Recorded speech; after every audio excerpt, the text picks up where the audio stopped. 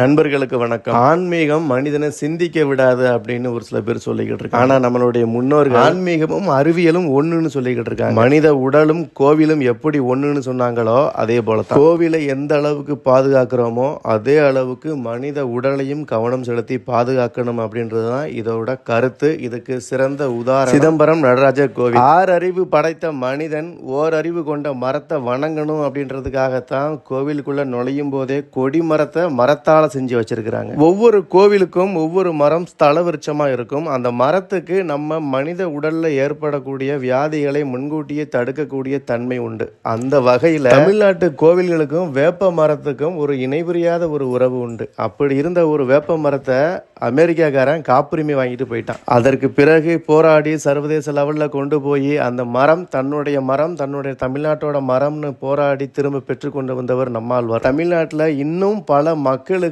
வாழ்வாதாரமாக இருக்கக்கூடிய ஒரு மரம் பனைமரம். இந்த பனைமரம் வேலூர்ல இருக்கிற விருஞ்சிபுரம் கோவில்ல இன்னும் ஸ்தலவிருச்ச மரமா இருக்கு. நிலத்தடி நீரை சேர்த்து வைக்கிறத ஆரம்பிச்சு மண்ணுக்குள்ள இருக்கும்போது கிழங்கு வளர்ந்ததுக்கு அப்புறம் பதநீர், கல்லு, நொங்குன்னு உணவுப் பொருட்கள், பனை ஓலைகளை பயன்படுத்தி செய்யப்படுற 1000க்கு மேற்பட்ட கைவினை பொருட்கள், பனையேரிகளுக்கு தேவையான குடிசை வீடுகளை கட்டுறதுக்கு தேவையான பனை ஓலை, பனை மட்டை, பனஞ்சட்டை, தன்னுடைய வாழ்நாளுக்கு அப்புறம் பறவைகளுக்கு வீடாகவும் பயன்படுது.